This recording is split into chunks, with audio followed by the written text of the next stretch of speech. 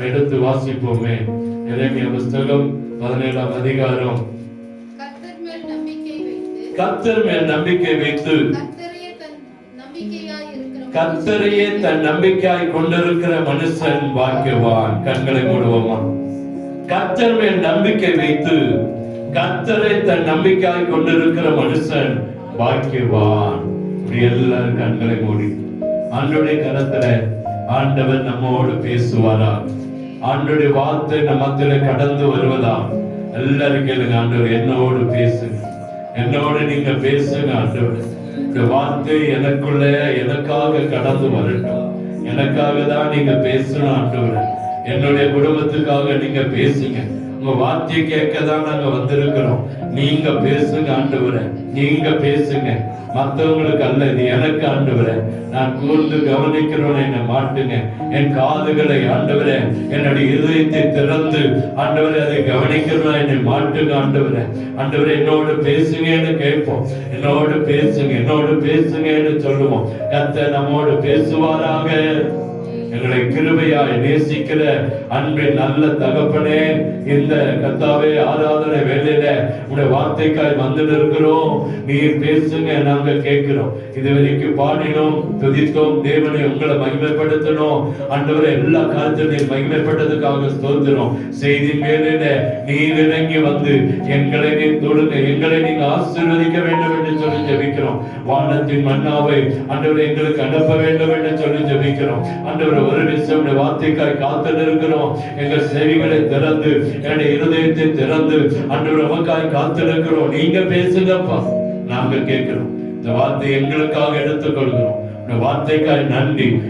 அதுக்கு முன்பாக என்னை உடைய கரத்தில் ஒப்பு கொடுக்கிறேன். உமக்கு முன்பாக நிற்க நான் எம்மாத்திரம் சரிப்படுத்தி சரிப்படுத்தி சரிப்படுத்தி இந்த வார்த்தையை சொல்ல கொடுத்துறான். எனக்கு தாங்க அற்புதம் நடக்கணும். அர்ப்பணிக்க சாட்சமா பாதத்துல விழுகிற நீர் எடுத்து பயன்படுத்தும். இயேசுவின் இன்ப நாமத்தில் ஜெபிக்கிறோம் அன்பின் நல்ல தகப்பனே. ஆமென், ஆமென். அல்லேலூயா.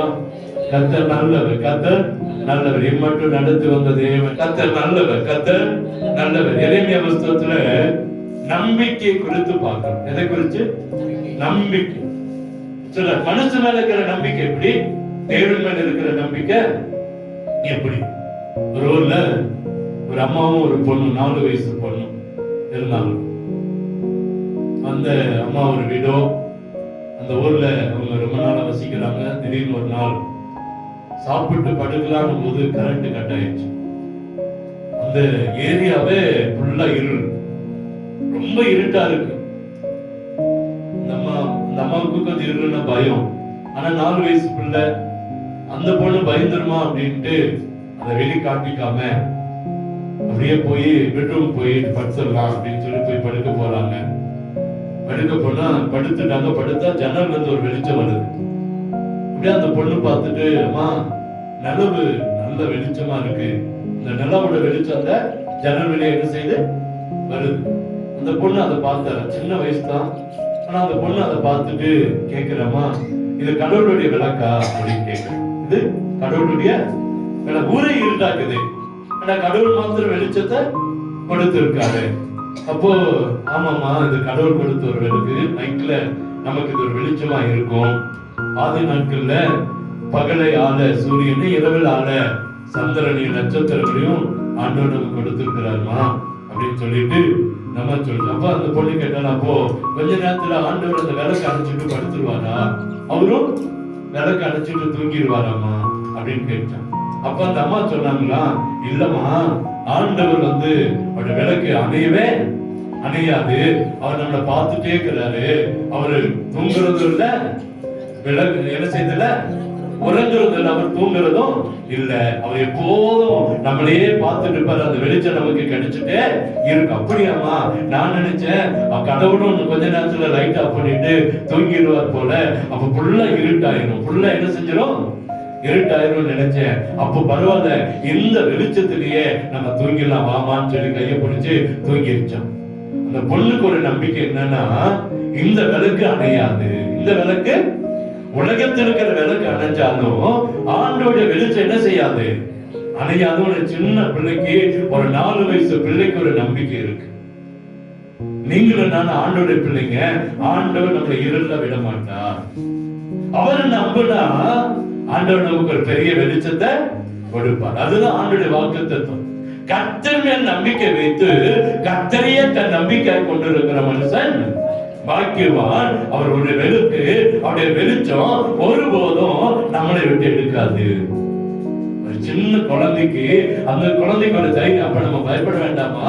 ஆண்டோட விளக்கு என்ன செய்யாது? அணையாது. இந்த வெளிச்சத்திலே நம்ம என்ன செஞ்சிடலாம்? படுத்து தூங்கிடலாம் அப்படின்னு அந்த அம்மா கையை பிடிச்சு தூங்கிடுச்சான். அப்ப அந்த 4 வயசு பிள்ளைக்கு ஒரு நம்பிக்கை இருக்கு, ஆண்டோடைய விளக்கு என்ன செய்யாது? அணையாது. அல்லேலூயா. இன்னைக்கு நம்ம இத்தனை வருஷமா இருக்கிறோம், நம்முடைய வாழ்க்கையில ஆண்டவர் மீண்டும் நம்பிக்கை குறித்து சொல்றாரு, என்னுடைய மேல நம்பிக்கை வச்சா ஆசீர்வாதம் பாக்கியவானா மாறுவோம். யார் மேல? ஆண்டவர் மேல. மனுஷன் மேல இல்ல. யார் மேல இல்ல? மனுஷன் மேல நம்பிக்கை வச்சா என்ன வருங்க? கண்ணி வரும். கண்ணினா வேதனை வரும். கண்ணினா இன்னொரு விலங்குன்றாங்க, பிரச்சனைன்றாங்க, போராட்டம்ன்றாங்க. மனுஷனை நம்பும் போது நிறைய காரியங்கள் வரும். ஆண்டு சொல்லி என் மேல நம்பிக்கை வச்சு என்னையே நம்பிக்கை கொண்டிருக்கிற மனுஷன் பாக்கியம். கர்த்தரை என்னன்னா என்ன நினைச்சிடாரு, நான் சொல்றேன், கர்த்தர் மேல் நம்பிக்கை வைத்து கர்த்தரையே நம்பிக்கை கொண்டிருக்கிற மனுஷன் பாக்கியம். அல்லேலூயா. இன்னைக்கு நம்ம அதே அதிகாரத்திலிருந்து ஒரு 7 காரியங்களை பார்க்க போறோம். அதே அதிகாரத்திலிருந்து 7 காரியங்களை நம்ம என்ன செய்ய போறோம்? பார்க்க போறோம். 8ஆம் வசனத்தை வாசிங்க. 17:8. தண்ணீர் அண்டையிலே நட்டப்பட்டதும் போதுமா? தண்ணீர் அண்டையிலே நாட்டப்பட்டது. தண்ணீர் அண்டையில நாட்டப்பட்டு இருக்கணும். ஆண்டவர் சொல்றாரு, மனுஷன் இன்னைக்கு கர்த்தர் மேல் நம்பிக்கை வச்சு அவன் எப்படி இருப்பானா, தண்ணீர் அண்டையில நாட்டப்பட்ட மனுஷன். தண்ணீர் அண்டையில நாட்டப்பட்ட மனுஷன் எப்படி இருப்பான் அப்படின்னா, செழித்து வளருவான். கருகி போவானா? ஆசீர்வாதம் இருக்கும், செழிப்பு இருக்கும். தண்ணீர் ஒரு மனுஷனுடைய வாழ்க்கையில ரொம்ப முக்கியம், ரொம்ப முக்கியம். மனுஷனுக்கு தண்ணீர் எப்படி இன்னைக்கு நமக்கு எப்படி மூச்சு ரொம்ப முக்கியமோ, அதே போல தண்ணீர் நமக்கு முக்கியம். அப்ப அந்த தண்ணீர் நம்முடைய வாழ்க்கையில ரொம்ப அவசியம். அதனாலதான் ஆண்டவர் தண்ணீர் அண்டையில நாட்டப்பட்ட மனுஷனை போல ஆசீர்வதிப்பேன். என்ன செய்வேன்? தண்ணீர் அண்டையில, தண்ணிக்கு பக்கத்துல இருக்கிற மரம் ஒருபோது கருகி போகாது, ஒருபோது வெந்து போகாது, ஒருபோது அது அந்த காரியங்கள் வீணா போகாது, தளஞ்சே இருக்கும். இன்னைக்கு நிறைய காரியங்களை பார்க்கிறோம், இன்னைக்கு நிறைய இடத்துல பார்க்கிறோம். இன்னைக்கு தண்ணி இல்லாத மனுஷன் இன்னைக்கு வேதனைக்குள்ள கடந்து போகிறத பார்க்கிறோம். எங்க போறா? வேதனைக்குள்ள கடந்து போறோம். ஆனா தண்ணீர் அண்டையில ஒரு மனுஷன் நாட்டப்பட்டு இருக்கிறான், அல்லது ஒரு மரம் நாட்டப்பட்டு இருக்குன்னா அது ஆசீர்வாதத்தை கொண்டு வரும். அது என்னத்தை கொண்டு வரும்? ஆசீர்வாதத்தை கொண்டு. சங்கீதம் 92:13 எடுத்து வாசிங்களேன். சங்கீதம் 92:13. கர்த்தருடைய ஆலயத்திலே நாட்டப்பட்டவர்கள் தேவனுடைய பிரகாரங்களில் செழித்திருப்பார்களா? நீங்களும் நான் எங்க நாட்டப்பட்டு இருக்கிறோம்? தெருக்களில் அல்ல, வீதிகளில் அல்ல, வீடுகளில் அல்ல, தேவ சமூகத்திலே, தேவ ஆலயத்திலே நீங்களும் நானும் நாட்டப்பட்டு இருக்கிறோம். அல்லேலூயா. தேவ சமூகத்திலே நீங்களும் நானும் நாட்டப்பட்டதுனால அங்க அழகா சொல்றது, தேவனுடைய பிரகாரங்களிலே செழித்திருப்பார்கள். நம்ம நீங்களும் நானும் யாருங்க? செழித்திருப்போம். இன்னைக்கு ஒரு நாளைக்கு செழிப்பல்ல, ஒரு நாளைக்கு ஏதோ கொஞ்சம் அப்படியே வெள்ளையும் போட்டு சுத்துறது அல்ல. நாள் முழுவதும், வருஷம் முழுவதும், ஆயுள் நாட்கள் முழுவதும் கர்த்தர் நம்மை செழித்திருக்க பண்ணுவான். அல்லேலூயா. தேவனுடைய பிள்ளைகளை கர்த்தர் செழித்திருக்க பண்ணுகிறார். ஏன்னா சொல்றாரு, அவர் செழி நாட்டப்பட்டவர்கள். நீங்களும் நானும் எங்க நாட்டப்பட்டவங்க? தண்ணீர் அண்டையிலே நாட்டப்பட்டவங்க, ஆலயத்திலே நாட்டப்பட்டோம். எங்க நாட்டப்பட்டு இருக்கிறோம்? தேவ ஆலயத்திலே, திருச்சபையில. திருச்சபைக்கு சொந்தக்காரனாய் உங்களை என்னை கர்த்தர் வைத்திருக்கிறார். அதனால அவர் சொல்றாரு, நீங்களும் நானும் செழித்திருப்போம், நீங்களும் நானும் செழித்திருப்போம்.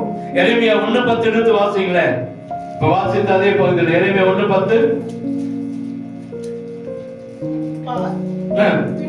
பிடுங்கவும், இடிக்கவும், கவிழ்க்கவும், அழிக்கவும், கவிழ்க்கவும், கட்டவும், நாட்டவும் நான் உன்னை இன்றைய தினமும் ஜாதிகளின் மேலும் ராஜ்யங்கள் மேலும் ஏற்படுத்தினேன் என்று கர்த்தர் என்னுடனே சொன்னார். கர்த்தர் எங்கே நாட்டப்படுகிறார்? என்ன அவர் சொல்லுகிற காரியம்? நம்ம எதற்காக அவர் ஆசீர்வதிக்கிறாரா? எதற்காக நம்மளை தெரிந்து வைத்திருக்கிறாரா? பிடுங்கவும், இந்த உலகத்தில் இருக்கிற அக்கிரமங்களை, அநியாயங்களை பிடுங்கவும், வேண்டாத காரியங்களை இடிக்கவும், அடுத்தது அதை அழிக்கவும் நமக்குள்ள ஒரு வல்லமை கர்த்தர் கொடுத்திருக்கிறார். இன்னைக்கு இருக்கிற விக்கிரக கோட்டைகளை, இன்னைக்கு இருக்கிற நுகங்களை அழித்து போட கர்த்தர் வல்லமை கொடுத்திருக்கிறார். அல்லேலூயா. சாதாரணமா உங்களை என்ன நாட்டுல, சாதாரணமா கர்த்தர் உங்களை வைக்கல. இதை அழிக்கவும், அடுத்தது என்னதுங்க? கவிழ்க்கவும், கட்டவும், கவிழ்க்கவும், கட்டவும், நாட்டவும் உன்னை இன்றைய தினம் ஜாதிகள் மேலும் ராஜ்யங்கள் மேலும் ஏற்படுத்தினேன் என்று கர்த்தர் சொல்லுகிறார். நான் சொல்லுவேன், நீங்களும் நானும் சாதாரணமானவர்கள் அல்ல. நீங்களும் நானும் சாதாரணமானவர்கள் அல்ல. தேவனுடைய பிள்ளைகள், தேவனுடைய ராஜ்யத்துக்கு உகந்தவர்கள், தேவனுடைய கட்டளைக்கு கீழ்ப்படிந்தவர்கள், தேவனுடைய சபையிலே, தேவனுடைய திருச்சபையிலே நாட்டப்பட்டு இருக்கிறோம். கர்த்தர் நம்மை ஆசீர்வதிப்பார். கர்த்தர் நம்மை செழிக்க பண்ணுவார். அல்லேலூயா. பண்டிகை கிறிஸ்தவர்கள் அல்ல, ஏதோ பண்டிகைக்காக மாத்திரம் அல்ல. தேவன் நம்முடைய ஜீவனுள்ள நாள் எல்லாம் கர்த்தர் நம்மை ஆசீர்வதிக்கிற ஆண்டவர். அல்லேலூயா. அழகத்தோட எதற்கு நம்ம தெரிஞ்சுக்கொண்ட, நம்ம எதற்காக கர்த்தர் நாட்டி இருக்கிறாரா? பிடுங்கவும், எரிக்கவும், அழிக்கவும், கவிழ்க்கவும், கட்டவும், நாட்டவும் நம்மை இன்றைய தினம் ஜாதிகள் மேலும், ஜனங்களின் மேலும், ராஜ்யங்கள் மேலும் கர்த்தர் நம்மை வைத்திருக்கிறார். அடிக்கடி சொல்றேன், நம்ம சாதாரணமானவர்கள் அல்ல. நீங்களும் நான் யாரும் அல்ல, சாதாரணமானவர்கள் அல்ல. நம்ம என்னைக்குமே நம்முடைய எண்ணம் என்ன செய்யணும்னா மேலானதாவே இருக்கணும். எப்படி இருக்கணும்? மேலானது. நம்ம இன்னைக்கு என்ன நினைக்கணும்? நம்ம அப்படி ஆயிடுவான், இவன் இப்படி ஆயிடுவான், இவங்க இப்படி ஆயிடுவாங்க, இவங்க இப்படி ஆயிடுவாங்க, இதையே நினைச்சு அப்படியே ஆயிடும். அப்படியே நம்ம பிள்ளைகளை அப்படியே ஆக்கிடும். நீ அப்படிதான் ஆகுவ, நீ அப்படிதான் போவ, நீ அப்படிதான் இருப்ப அப்படின்னு நினைச்சுட்டே இருக்கிறோம். நம்முடைய எண்ணமெல்லாம் கொஞ்சம் மேலான எண்ணமா வரணும். இன்னைக்கு இந்த கடந்த நாட்கள் எல்லாம் இந்த ஒரு செஸ் விளையாடுற ஒரு பையனை முதல் நாள்ல பார்த்தேன் ஒரு டிவில. தமிழ்நாட்டுக்காரன் தான், இந்தியாக்காரன் தான். ஆனா அவன் ஜெயிக்கிறான். செஸ்ல என்ன செய்யறான்? ஜெயிக்கிறான். அவனை நீங்க கவனிச்சு பார்த்துருக்கீங்க, தெரிஞ்சிருக்கும். ஒரு பெரிய இது போட்டிருக்கான். என்ன போட்டிருக்கான்? பெரிய கோடு வச்சிருக்கான். நான் நினைச்சு பார்த்தேன், இதே ஒரு கிறிஸ்தவன், ஒரு ஆவிக்குரிய பையன், ஒரு ஊழியக்கார பையன், ஒரு விசுவாசியுடைய பையன் இப்படி ஜெயிச்சத நம்ம பார்க்கிறோமா? ஒரு ஐபிஎஸ், ஒரு ஐஏஎஸ், ஒரு ஐஎஃப்எஸ் ஏன் நம்ம பிள்ளைங்க வர முடியல? நம்முடைய எண்ணம் வேறு. நம்முடைய எண்ணம் எங்க நாட்டப்பட்டு இருக்கிறோம்? தேவாலயத்துல நாட்டப்பட்டு இருக்கிறோம். உலகத்தில் அல்ல, வீதியில் அல்ல, வீட்டில் அல்ல, தெருக்களில் அல்ல, தேவாலயத்தில், தேவன் வாசம் இடத்துல நீங்களும் நாங்கள் நாட்டப்பட்டு இருக்கிறோம். நிச்சயமா கர்த்தர் நம்மை ஆசீர்வதிப்பார். முதல்ல நாட்டப்பட்டு இருக்கிறோம். இரண்டாவது, அடுத்த லைன் என்ன சொல்லுங்க? கால்வாய் ஓரமாய் வேர்களை விடுகிறது. ரெண்டாவது என்னன்னா, கால்வாய் ஓரம், தண்ணீர் அண்டையில நாட்டப்பட்ட சூழ்நிலை. ரெண்டாவது என்னங்க, எப்போதுமே கால்வாய் எப்போதுமே என்ன இருக்கும்? தண்ணி இருந்துட்டே இருக்கும். எங்க மழை கொஞ்சம் பெஞ்சாலும் தண்ணியை வத்தி போன கால்வாயில தண்ணி என்ன செய்யாது? கொஞ்சமாவது ஓடும். ஒரு நூறு பொழியாத தண்ணி என்ன செய்யும்? ஓடிட்டே இருக்கும். அப்ப ஆண்டவர் அடுத்தது நம்ம எப்படி ஆசீர்வதிக்கிறாரா? கால்வாய் ஓரமாய் தன் வேர்களை விடுகிற பிள்ளைகள். தன்னுடைய ஆசீர்வாதத்தை, அதாவது குறுகி போகல. அடுத்தது என்னது? இல்ல இதுல சொல்றேன், இது அடுத்தது நம்ம இங்க சொல்றாரு. அடுத்தது அவர் என்ன சொல்றாருன்னா, வேர்களை விடுகிறது. முதல்ல நாட்டப்படுறோம். ரெண்டாவது என்ன சொல்றாருங்க? நம்முடைய ஆசீர்வாதம் குறுகி போகாது. அது என்ன செய்யும்? வேர்கள் விடுனா வேறு ஒரு இடத்துல விடுங்களா? ஒன்னா கீழே போக, இல்லாட்டி என்ன செய்ய சைடுல போகும். நான் போன வாரத்துல சொன்னேன், அந்த ஒலிவ மரம் எப்படி இருக்கும்? 50 அந்த அடி நீளத்துக்கு அது என்ன செய்யுமா? பரவும் அந்த வேர்கள். அதுக்கு கீழே ஒரு 50 குடும்பம் இருக்கிற அளவுக்கு அந்த வேர்கள் விழுந்து இருக்கும். வீடு போல அந்த மரம் என்ன செய்யுமா? மாறுமா? அல்லேலூயா.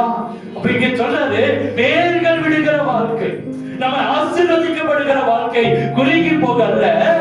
நம்ம என்ன செய்வோம்? பெருக்கத்துக்குள்ள கொண்டு போறோம். எங்க கொண்டு போறாரு? பெருக்கத்துக்குள்ள கொண்டு போறாரு. எங்க? கால்வாய் ஓரமாய் தன் வேர்களை விடுகிற ஆசீர்வாதத்துக்கு நேராய், நன்மைக்கு நேராய், நம்ம திருப்திக்கு நேராய், நம்ம ஆசீர்வாதத்தை நீட்டுகிற காரியத்தை கர்த்தர் செய்ய போகிறார். குறுகி போகல, ஒரே இடத்துல இருந்து ஒரே காரியத்துல அல்ல, கொஞ்சம் கொஞ்சமாய் நம்முடைய வேர்கள் என்ன செய்யும்? போய்கொண்டே இருக்கும். ஒரு பக்கத்துல ஸ்ட்ராங்காகும், ஒரு பக்கத்துல ஆசீர்வாதத்தை இழுத்து கொண்டு வரும். கற்பூர மரம் பாருங்க, 100 அடி ஆழத்துல தண்ணீர் இருக்குதான். எங்க இருக்குது? 100 அடி ஆழத்துல இருக்கிற தண்ணீர் என்ன செய்யுங்க? அப்ப அந்த வேர் தான் அதை இழுத்து கொடுக்கும். அது போல கர்த்தர் நம்மை மாற்றுவார். வேர்கள் விடுகிறதும், வேர்கள் அதே 17:6 எடுத்து வாசி. எசேக்கியேல் 17:6.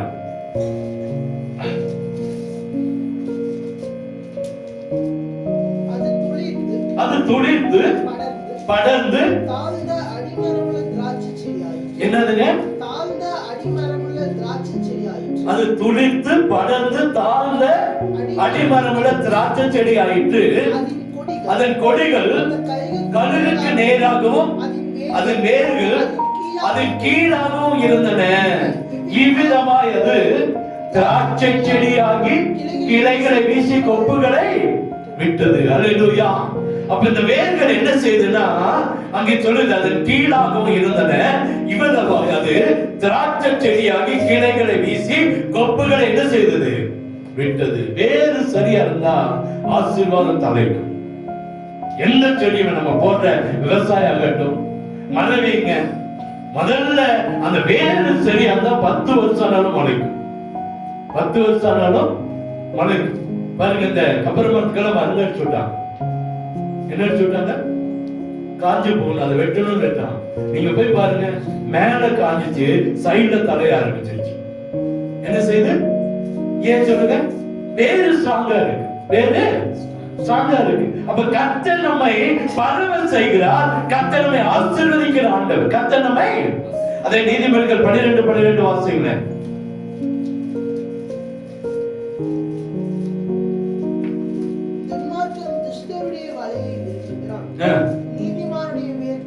நீதிமானுடைய வேர் என்ன கொடுக்கும்? கனி கொடுக்குங்க. நல்ல வேரை கர்த்தர் ஆசீர்வதிக்கிறார். கால்வாய் ஓரமாய் தன் வேர்களை விடுகிற மனுஷர்கள் நீங்களும் நானும். அப்ப நீதிமானுடைய வேர் என்ன கொடுக்குங்க? கனி கொடுக்கும். நீதிமானுடைய வேர் என்ன கொடுக்கும்? கனி கொடுக்கும். கர்த்தர் நம்மை கனி கொடுக்கிறவனாய் கர்த்தர் மாற்றுவார். மூணாவது வாசிங்க, பாட்காஸ்ட் வாசிங்களே. உஷ்ணம் வருகிறதை காணாமல் போதும். மூணாவது நம்மளை எப்படி ஆசீர்வதிக்கிறாரா? உஷ்ணம் வருகிறதை காண விட மாட்டார். வேதனை வருகிறதை பார்க்க விட மாட்டார். கண்ணீர் விடுகிறதை பார்க்க மாட்டார். கர்த்தர் நம்முடைய வாழ்க்கையில ஒரு அற்புதத்தை செய்ய போகிறார். உஷ்ணம் வருகிறதை, பாடுகள் வருகிறதை விரும்பாதான் நம்முடைய ஆண்டவர். அதிகாலத்தில் அதனாலதான் மனுஷன் மிருகத்தின் ரத்தமும் பறவைகளுடைய ரத்தத்தை சிந்தினான். தன்னுடைய பாவத்துக்காக, தன்னுடைய அக்கிரமத்துக்காக மனுஷ ரத்தம் சிந்தப்பட்டது, மிருகத்தின் ரத்தம் சிந்தப்பட்டது, அங்கே பறவைகளுடைய ரத்தம் சிந்தப்பட்டது. ஆண்டவர் அதெல்லாம் மாத்திட்டுதான், நானே ஜீவனும் வழியும் சத்தியமா இருக்கிறேன் என்று சொல்லுவேன். நமக்காக தன் ஜீவனை கொடுத்தான். ஏன்னா நம்முடைய பாடுகளை ஏற்றுக்கொண்டா, நம்முடைய துக்கங்களை சுமந்தா, நம்முடைய வேதனைகளை மாற்றினா, நம்முடைய அவமானங்களை மாற்றினா, நம்முடைய காரியங்களை கர்த்தர் மாற்றவே அவர் தன்னை ஜீவ பலியாக ஒப்புக் கொடுத்தார். அந்த உஷ்ணம் வருகிறதை காணாமல் கர்த்தர் நம்மை ஆசீர்வாதமான பாதையை நடத்தி போவார். வேதனை ஒருவேளை நமக்கு விரோதமா செய்யலாம், சூனியம் ஒருவேளை வைக்கலாம், மந்திரம் ஒருவேளை வச்சிருக்கலாம், அல்லது பிள்ளை சுனை கட்டுகளா இருக்கலாம். எதையா இருந்தாலும் நம்மளை பாதிக்காத அளவுக்கு கர்த்தர் ஒரு அற்புதத்தை செய்வார்.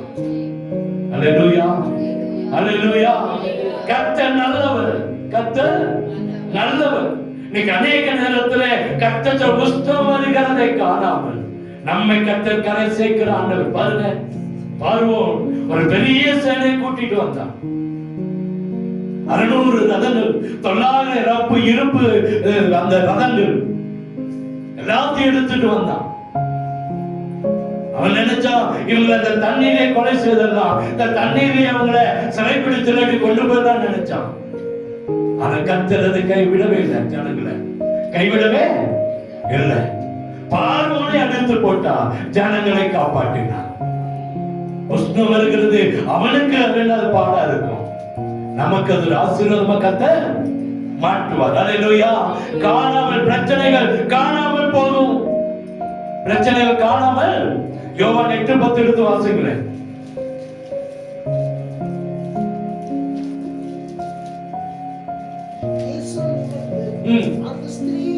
அந்த ஸ்திரீ தவிர வேறு ஒருவரையும் காணாமல், ஸ்திரீயே உன்மேல் குற்றச்சாட்டு எங்கே?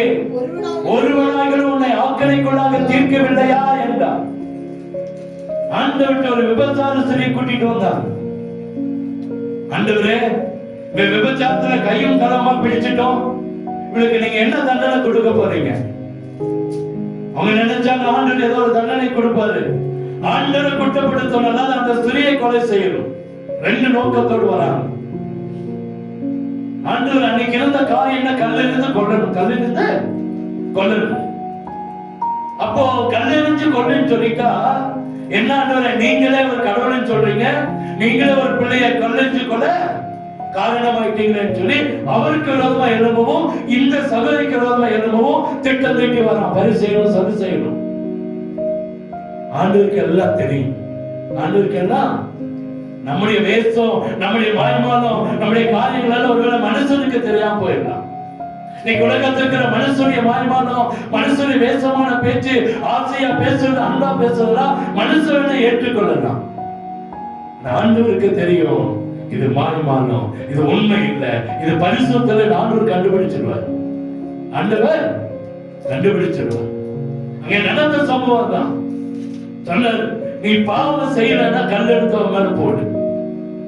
நீ பாவம் செய்யலன்னா கூட்டத்தை பார்த்து சொல்ல, பாவம் செய்யாத எவனோ முதல்ல மேல கல்ல வீசு, முதல்ல மேல கல்ல வீசு.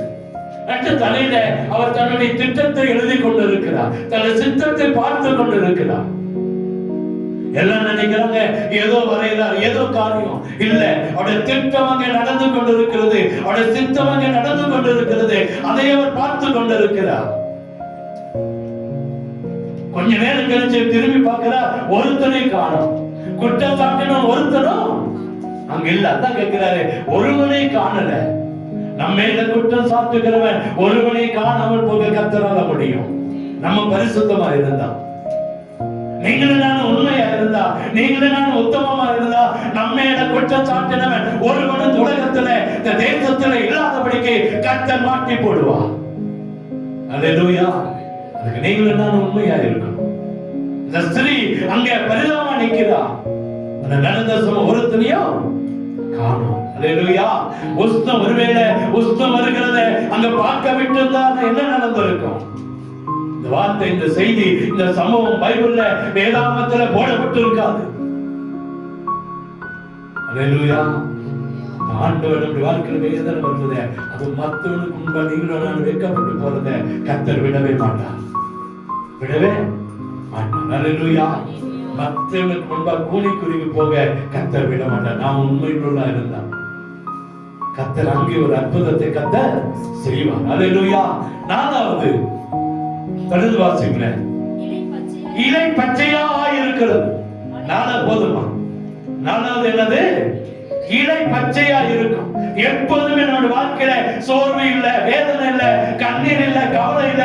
எப்போதுமே நம்முடைய முகத்துல ஒரு சந்தோஷம் இருக்கும், ஒரு நிம்மதி இருக்கும். என்னதான் இருக்குது இல்ல, சாப்பாடுக்குதான் இல்லையா தெரியாது, நம்ம முகத்துல சந்தோஷம் இருக்கும். பணம் இருக்குது இல்லையா, நம்ம முகத்துல என்ன இருக்கும்? சந்தோஷம் இருக்கும். அல்லேலூயா. ஏன்னா நம்ம தேவனால் நாட்டப்பட்டவர்கள், தேவனுடைய கிருபை, தேவன் மேல நம்பிக்கை வைத்திருக்கிறோம். இலை பச்சையா இருக்கும்.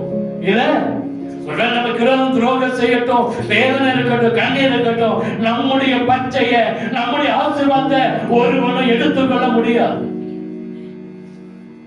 நம்முடைய நன்மை ஒருவனும் எடுத்துக்கொள்ள, நமக்கு வருகிற ஆசீர்வாதத்தை ஒருவனும் தடுத்து வைக்க முடியாது. லோத்து ஆபிரகாம் ஆசீர்வாதத்தை எடுத்துட்டு போனான்.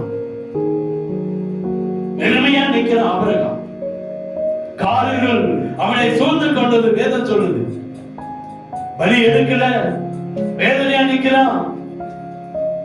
அன்னைக்கு பண்ணிக்கிறான். ஆண்டவரே, என்ன ஆண்டவரே சொன்ன, நீ எந்த மட்டும் நடந்து தெரியலையோ அந்த மட்டும் நடந்து தெரியும், அந்த மட்டும் உனக்கு நான் என்ன செய்வேன், தருவேன். ஆபிரகாமுடைய ஆசீர்வாதத்தை அவனால் எடுத்துக்கொள்ள முடியல, லோத்துவால் எடுத்துக்கொள்ள முடியல. அல்லேலூயா. இன்னைக்கு நம்முடைய ஆசீர்வாதத்தை ஒருவன் எடுத்துக்கொள்ள முடியாது. ஏன்னா இலை எப்போதுமே எப்படியா இருக்குமா, பச்சையாவே இருக்கும். அது கனி கொடுக்கதாவே இருக்கும். அது ஒரு ஆசீர்வாதமானதாவே இருக்கும். அல்லேலூயா. சங்கீதம் 52:8 எடுத்து வாசிக்கிறேன். சங்கீதம் 52:8.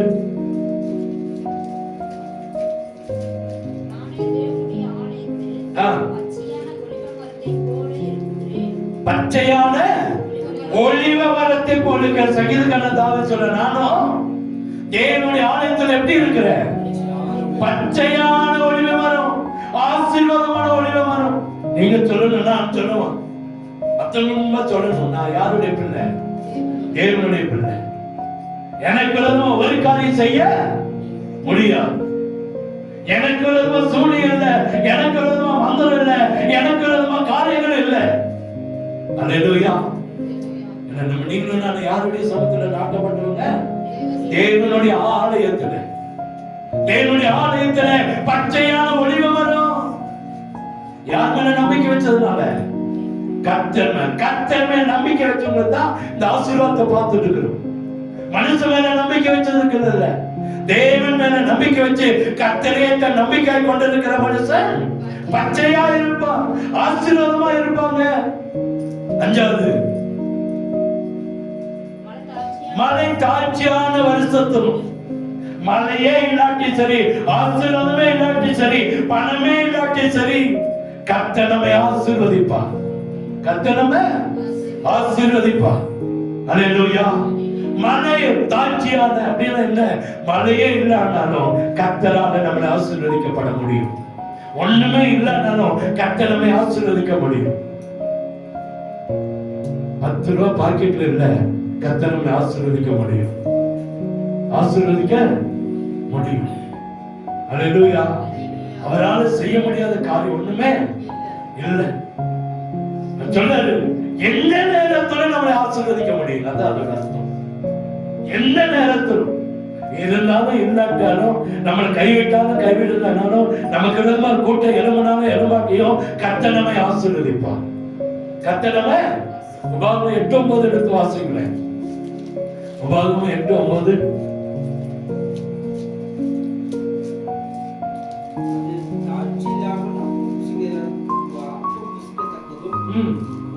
தாட்சி இல்லாமல் அப்பம் புசிக்கத்தக்கதும் ஒன்று உனக்கு குறைபடாதமான தேசம்.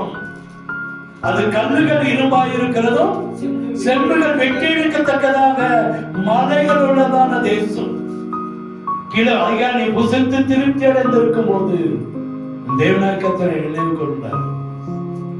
எப்படிப்பட்ட தேசத்துல நீங்கள் நான் இருக்கிறோம், தாழ்ச்சி இல்லாமல் அப்பம் புசிக்கிறது.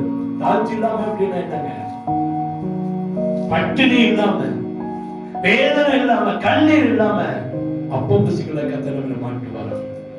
நிறைய வீட்டுல பிரச்சனை எப்பதான் வருங்க, சாப்பிடும் போது சாப்பாடு கூட சாப்பிட முடியலையே அப்படின்னு ஒரு வருத்தம் இருக்குமா இருக்காதா? ஒரு வாய் சாப்பிட முடியாது. ஒரு தம்பி சொல்றான், சாப்பாடை போட்டு வச்சுட்டு நான் அடிச்சுட்டாரு. நான் வீட்டுல வந்து பேசிட்டு வந்தேன், இன்னைக்கு உலகம் இப்படியும் இருக்குது, உலகம் இப்படியும் இருக்குது. நான் சொல்றாரு, தாழ்ச்சி இல்லாத அப்பம், வேதனை இல்லாத சாப்பாடை கர்த்தர் நமக்கு தருவாராம். ஏன் தெரியுமா? மழை தாழ்ச்சியான காலத்திலும் கர்த்தர் நம்மை ஆசீர்வதிப்பான். மழை தாழ்ச்சியான காலத்துல கர்த்தர் நம்மை, சங்கீதம் 23:1 என்ன சொல்லுது?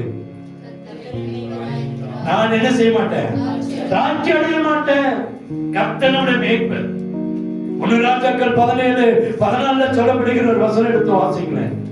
1 ராஜாக்கள் 17:16. கர்த்தர் தேசத்தின் மேல் மலையை கட்டளையிடும் நாள் மட்டும், மலையை கட்டளையிடும் நாள் வரைக்கும் பானையில் மாஸ் செலவழிந்து போவதும் இல்லை, கலசத்தில் எண்ணெய் குறைந்து போவதும் இல்லை என்று இஸ்ரவேலின் தேவனாகிய கர்த்தர் சொல்லுகிறார். தேசத்துல மழை வரும் வரைக்கும் நம்முடைய வீட்டுக்கிற ஆசீர்வாதம், வீட்டுக்கிற அப்பம், வீட்டுக்கிற தண்ணீர் ஆசீர்வாதத்தை கொடுத்து கொண்டே இருக்கும், கொடுத்து கொண்டே இருக்கும். அல்லேலூயா. எனக்கு ஒரு கேலண்டர் வருஷத்துல கிடைச்சு, அதுல இந்த மே மாசத்துல இந்த வாக்குத்தத்தம் என்னன்னா, உன் அப்பத்தையும் தண்ணீரையும் என்ன செய்வேன் முன்னாடி மாட்டி வச்சிருக்கேன். காலையில் எழுமணி வந்து இந்த 2 வசனத்தை பார்த்துட்டு தான் போவேன். நீரின் வலது கரத்தினால் உன்னை தாங்குவேன். போன மாசம் என் சமூகம் உனக்கு முன்பாய் செல்லும். இந்த மாசத்துல என் நீரின் வலது கரத்தினால் உன்னை என்ன செய்வேன் தாங்குவேன். ஆண்டவர் நம்மை அழைத்தவர், நம்மை நினைத்திருக்கிறார், நம்மை ஆசீர்வதிக்கிறார். என்ன செய்கிறாங்க? தேசத்துல மழை பெய்கிற வரைக்கும், தேசத்துல நிறைய பேர் சொல்லலாம் மழை பெய்ஞ்சாதான் ஆசீர்வாதம், மழை பெய்ஞ்சாதான் நன்மை. உண்மைதான்.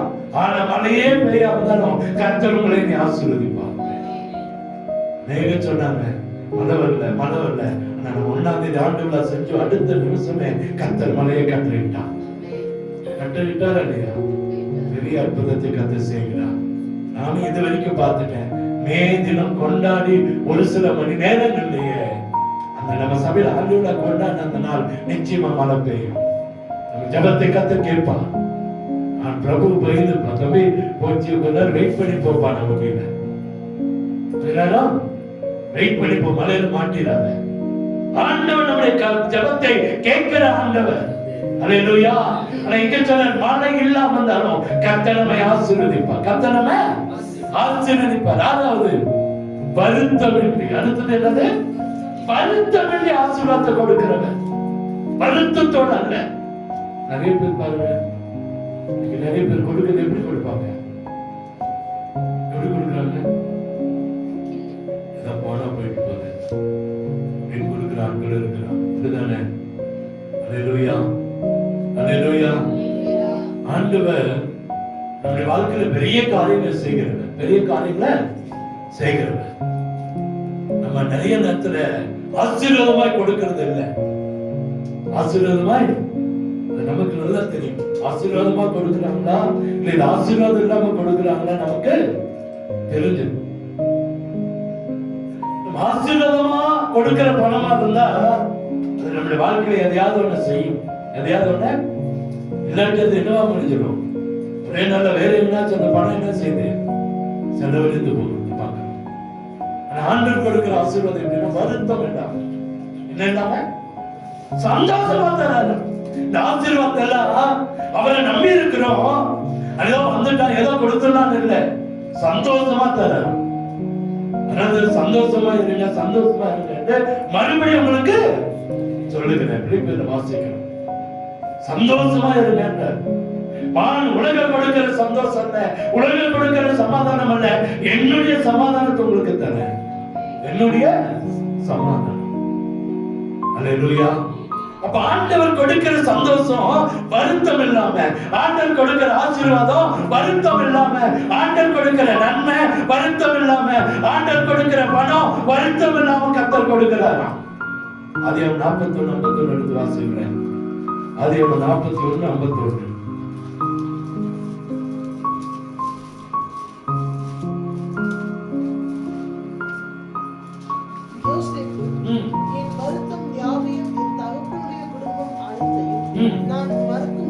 நான் மறக்கும்படி தேவன் பண்ணினார் என்று சொல்லி மூத்தவனுக்கு மனாசே என்றும் பெயரிட்டார். அவனுடைய வருத்தத்தை மறக்க பண்ணினான், வருத்தத்தை மறக்க பண்ணினான். யோசேப்புடைய வருத்தத்தை, சின்ன வயசிலே நாடு கடத்தப்பட்டான், சின்ன வயசிலே குழியில தூக்கப்படப்பட்டான். அந்த நாட்கள் அந்த பகுதிதான் வீபேசுல நடந்தது. சின்ன வயசுல அவன் தன் தகப்பன் தாயால புறக்கணிக்கப்பட்ட, அண்ணன் தம்பியால புறக்கணிக்கப்பட்டான். கர்த்தர் அவனை நினைத்து வைத்திருந்தார். அவனை நினைத்து வைத்து ஒரு மனைவியை கொடுத்து பிள்ளைகளை கொடுத்து அவன் சொல்றான் என் வருத்தத்தை மறக்கும்படிக்கு. அல்லேலூயா. ஒண்ணுமில்லாமல் போயிருவேன் நினைச்சான், குழியில செத்துருவேன் நினைச்சான், அடிமைத்தனம் போத்திபார் வீட்டுல அடிமைத்தனத்துல போயிருவேன் நினைச்சான், சிறைச்சாலையில மதிச்சிருவேன் நினைச்சான். ஆனா கர்த்தர் உயர்த்தினார்.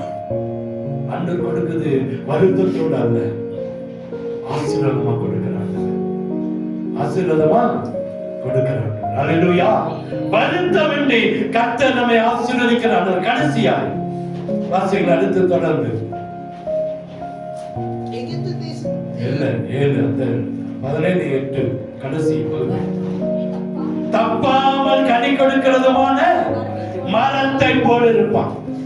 தப்பாமல் கனி கொடுக்கிற மரத்தை போல இருப்பான். எப்படி? தப்பி கொடுக்கிறது அல்ல, தப்பாம எப்போதுமே ஆசீர்வாதத்தை நம்ம கொடுத்துட்டே இருப்பார். இருந்தாலும் இல்லாட்டி கொடுக்கிறவர், வருத்தமின்றி கொடுக்கிறவர், தப்பாமல் எப்போது 365 நாளும் 366 நாளும் 24 மணி நேரமும் 7 நாளும் வாரத்துல 7 நாளும் மாசத்துல அத்தனை நாளும் கர்த்தர் நம்மை ஆசீர்வதிப்பார். தப்பாமல் கனி கொடுக்கிற மரத்தை போல கர்த்தர் நம்மை மாற்றுகிறார். தப்பாம கனி கொடுக்கிற ஆண்டவரை நம்பணும். நிச்சயமாய் கர்த்தர் சொல்றாரு, தண்ணீர் அண்ணிலே நாட்டப்பட்டதும் கால்வாய் ஓரமாக தன் வேர்களை விடுகிறதும் உஷ்ணவர்களை காணாம இலை பச்சையா இருக்கிறதும் மழை தாட்சியான வருஷத்திலும் வருத்தமின்றி தப்பாமல் கனி கொடுக்கிற மரத்தை போல உங்களை என்னை கர்த்தர் ஆசீர்வதிப்பார். சங்கீதம் 1:3 மாத்திரம் வாசிங்க.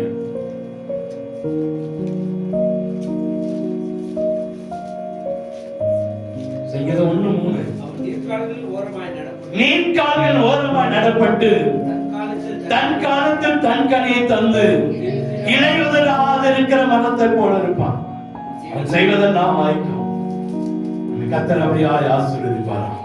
கர்த்தர் நம்மை அப்படியாய் ஆசீர்வதிப்பார். அல்லேலூயா. இன்னைக்கு உலகத்தில் இருக்கிற மனுஷனுடைய எண்ணங்கள் மாறிடும், ஜனங்களுடைய எண்ணங்கள் மாறிடும். ஆனா கர்த்தருடைய எண்ணம் ஒருபோதும் மாறாது. கர்த்தர் மேல் நம்பிக்கை வைத்து கர்த்தரை தன் நம்பிக்கை கொண்டிருக்கிற மனுஷன் பாக்கியவான கர்த்தர் மாட்டுவான். வாழ்க்கையில வேதனை இருக்கலாம், பாடு இருக்கலாம், போராட்டம் இருக்கலாம், ஒருவேளை நமக்கு விரோதமா எழும்பலாம். ஆனா நமக்கு பின்னாடி கர்த்தர் ஒரு பெரிய ஆசீர்வாதத்தை வச்சிருக்கிறார். நம்பிக்கை நம்முடைய வாழ்க்கையில இருந்துச்சுன்னா யார் மேல நம்பிக்கை? கர்த்தர் மேல.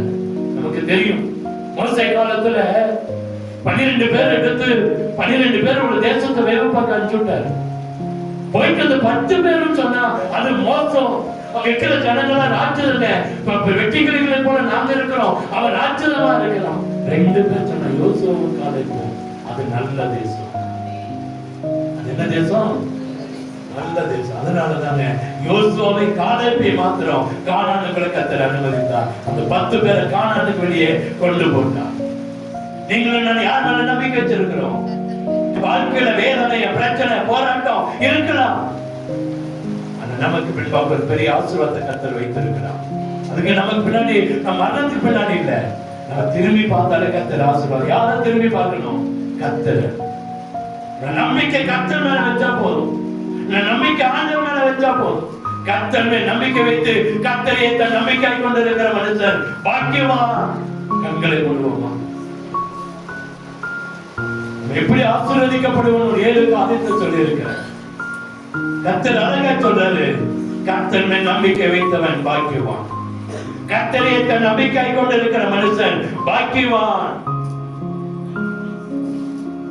தண்ணீர் அண்டையிலே நாட்டப்பட்டதும் கால்வாய் ஓரமாக தன் வேர்களை விடுகிறதும் உஷ்ணம் வருகிறதை காணாமல் இலை பச்சையாய் இருக்கிறதும் மழை தாட்சியான வருஷத்திலும் வருத்தமின்றி தப்பாமல் கனி கொடுக்கிறதுமான மரத்தை போல் இருப்பான். ஆண்டவரை நம்புவோம்.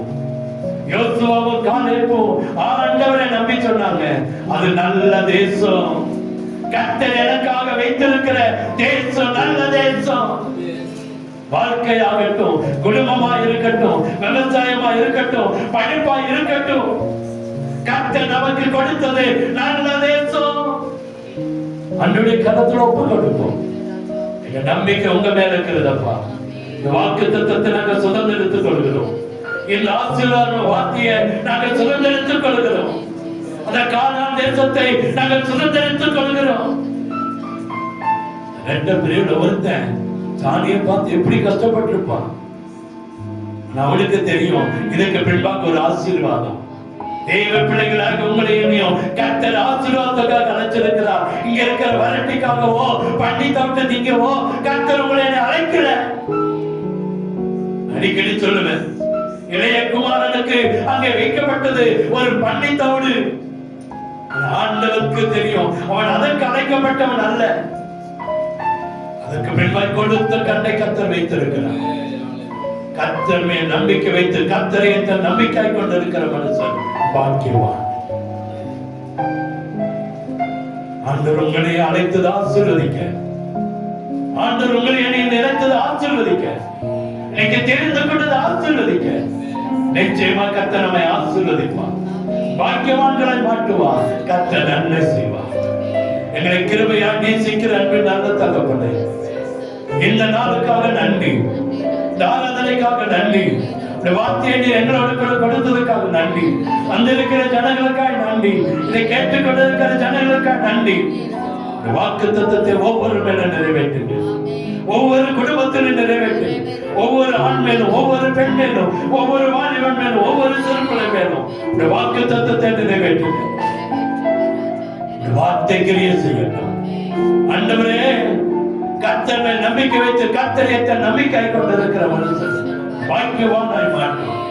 உங்களை நம்பி இருக்கிறோம், உங்க தேவாலயத்தில் நாட்டப்பட்டு இருக்கிறோம். இந்த ஜனங்களுக்கு முன்பாக நாங்கள் வைக்கப்பட்டு போகாதபடிக்கு, தோற்று போகாதபடி தலைகளை உயர்த்த வேண்டும் என்று சொல்லி ஜெபிக்கிறோம். அற்புதம் நடக்கட்டும், அற்புதம் நடக்கட்டும். யாருகை காணப்படட்டும்.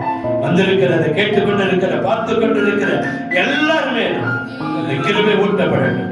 சமாதானத்தை தாங்க, ஆசீர்வாதத்தை தாங்க, நன்மைகளை தாங்க, அற்புதம் நடக்கட்டும்.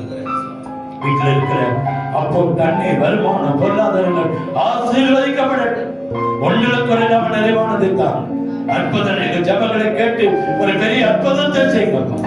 நன்மையும் கிருபையும் சமாதானமும் ஆசீர்வாதங்கள் உண்டாகட்டும். இயேசுவின் இன்ப நாமத்தில் ஜெபிக்கிறோம். அன்று நல்ல தகப்பனே, ஆமென்.